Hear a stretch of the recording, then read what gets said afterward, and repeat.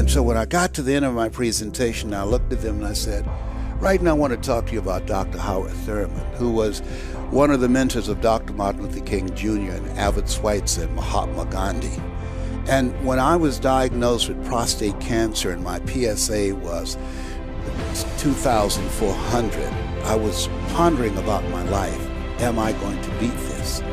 And I was reading his words for comfort. And he said, the ideal situation for a man or woman to die is to have family members praying with them as they cross over. But imagine, if you will, being on your deathbed and standing around your bed, the ghost of the dreams, the ideas, the abilities given to you by life, but you, for whatever reason, you never pursued those dreams. You never acted on those ideas. You never used those gifts, and there they are looking at you with large angry eyes saying, we came to you, and only you could have given us life, and now we must die with you forever. And the question is, if you died today, what dreams, what ideas, what gifts will die with you? I encourage people to read at a minimum of 30 to 40 pages of something positive every day to program your mind, and all of us can do that. We can go to the library and check out books. When I think about Og Mandino, who wrote The Greatest Salesman in the World, he was on the verge of committing suicide. Went to the library, read the book Think and Grow Rich, and his life turned around. So reading and programming ourselves, the reason that most people should do that, psychologists say that 86% of our self-talk is negative, and it goes undetected by the conscious mind. That's why we're taught, be ye not conformed to this world, be ye transformed by the renewing of your mind. Listen to recordings and things that are positive. Go on YouTube and find things that will begin to empower you. And minimize the distractions in your life. We have so many distractions. The weapons of mass distractions cause most people not to begin to live their lives from the inside out, but from the outside in. You know, there's an African proverb that said, if there's no enemy within, the enemy outside can do us no harm. Shakespeare said the forte of Brutus is not in our stars, but in ourselves, and we are underlings. So you have to program yourself, or your mind will be programmed. The other thing is that have goals that's beyond your comfort zone, because in order to do something you've never done, you've got to become someone you've never been. You've got to become a risk taker. Viscott said, if you're not willing to risk, you can't grow. And if you can't grow, you can't become your best. And if you can't become your best, you can't be happy. And if you can't be happy, then what else is there? And the other thing is, upgrade your relationships. You earn within $2,000 to $3,000 of your closest friends. You've got to look at the people in your life and ask, what is this relationship doing to me? There are many people, because of the toxic, negative, energy-draining people in their lives, they will never be successful, because those toxic relationships will compromise their power. There's a new term in psychology, in psychiatry, called relational illness. There's some people that can make you sick. Now, some people might say, Les, can we change you? No. It's a full-time job changing yourself. And there's some people that's so negative, they can walk into a dark room and begin to develop. They did a study of some top achievers and successful people around the world, and they wanted to find out what was the common denominator among them that enabled them to reach their goals. And what they discovered, that 85% of them reached their goals because of their attitude, their vision about themselves, and 15% because of their aptitude. So school, as you know, has been focused on reading, writing, and arithmetic. It does not consider critical thinking and the conceptual education, and it does not help young people begin to mold a vision of themselves that will allow them to be an asset to our society rather than a liability. So one of the worst things that you can do is provide an environment and get people to buy and lie about themselves that cause them to live a small life as opposed to a life of achievement, because the culture is designed to hold us back.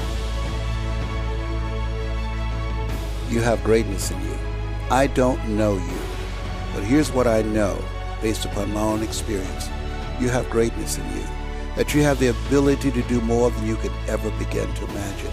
You have greatness in you, that as you think about yourself, I'm reminded of the words of Howard Thurman, who said, "There's a presence in each and every one of us that waits and listens to the voice of the genuine in yourself. It will be perhaps the only God you will ever have or hear. And if you cannot hear it, all of your life will be spent on the ends of strings that somebody else pulls. When you recognize your greatness, no one will ever pull your strings. You are different. You were created on purpose with a purpose to manifest that purpose through you.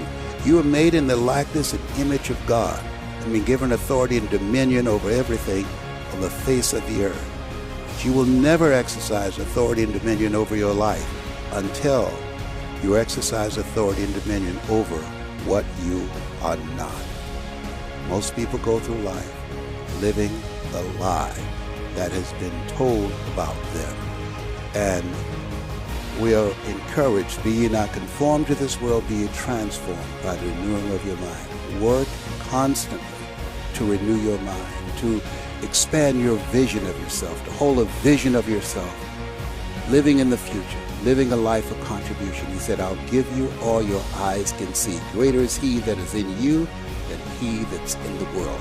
There's something in you that's greater than your circumstances. There's something in you that's greater than the adversities that you're facing. Life is just like Forrest Gump said, a box of chocolates. You never know what you're going to get. In life, you're either in a problem, just left one, or headed toward one. You have greatness in you. That's my story, and I'm sticking to it. When did you start to believe in yourself? Or was someone... My mother was working for a very wealthy family. She worked for wealthy families on Miami Beach. And I remember Mrs. Swiderski. She cooked for these families, and we ate the food left over from the families that she cooked for. She kept their children, and we wore the hand-me-down clothes of the children that she worked for. And when I had the assignment of cleaning Mr. Swiderski's office and shining his shoes, and he was listening to various motivational recordings. This is reel to reel. This is before 8-track and before cassettes. And those words, I had no idea while I was shining his shoes, listening to people like Jim Rohn. When the end comes for you, let it find you conquering a new mountain, not sliding down an old one. People like Zig Ziglar, if you give enough people what they want, they will give you what you want. Listening to some of the words of Winston Churchill, the truth is incontrovertible, malice may attack it, ignorance may deride it, but at the end, there it is. And so I had no idea, while shining his shoes, listening to these words, that it began to restructure my vision of myself. And I had an interruption when I was in the 11th grade, because I was in special education from the 4th grade all the way to the 11th grade. And I met a gentleman by the name of Mr. Leroy Washington. I eulogized him last year. They call him the great communicator. And I was in his class waiting on another student. He said, young man, go to the board and work this problem out for me. And I said, I can't do that, sir. And he said, why not? I said, I'm just here to see MacArthur Stevens. I'm not one of your students. He said, go to the board and do what I'm going to give you directions anyhow. And I said, I can't, sir. And the other students started laughing, saying, he's Leslie. He's got a twin brother, Wesley. Wesley's smart. He's DT. He said, what's DT? He's a dumb twin. And I said, I am, sir. And he came from behind his desk. He looked at me. He said, don't you ever say that again. Someone's opinion of you does not have to become your reality. How people live their lives is a result of the story they believe about themselves. I'm training people to get into their greatness, to begin to develop the courage to pursue dreams beyond their comfort zones. Because in order to do something you've never done, you've got to become someone you've never been. When you're pursuing your greatness, you don't know what your limits are, so you act like you don't have any. And one of the reasons that Booker T. Washington said, judge a person not by what they accomplish, but what they had to overcome for their accomplishment. So I thought about it, and I remember something that Robert Schuller said, there's never a shortage of opportunities, it's just a shortage of thinking. The Russian author, Leo Tolstoy, he said, as I face inevitable death, what in the meaning and purpose of my life that will not be undone or destroyed when I'm gone? Don't discount yourself. I didn't do what I'm doing now for 14 years because I didn't believe being labeled educable mentally retarded, failing in the 5th grade, put back to the 4th grade, and no college education, that I can compete with people with PhDs and MBAs. And so for 14 years, a lot of people say they have no regrets. The biggest regret that I have, that I disapproved of myself for 14 years. And then I went to a training and a guy was speaking. And Mike Williams had already said, hey, Brownie, you know why you go see Zig Ziglar and Dr. Robert Schuller and Dr. Norman Vincent Peale, who wrote The Power of Positive Thinking? I said, because I like the message. He said, no. He said, you like to help people. That's in you. You're always holding court here at the radio station. And so he just kept saying that to me. And I was at an event, and a guy was speaking, and it just stopped like a spell came over him. He said, there's somebody here who should be doing this. He said, I do it because I make a lot of money. And he said, I love to make money. He said, but you want to change lives, and you can make money too, young man, young lady. And he said, you know who you are.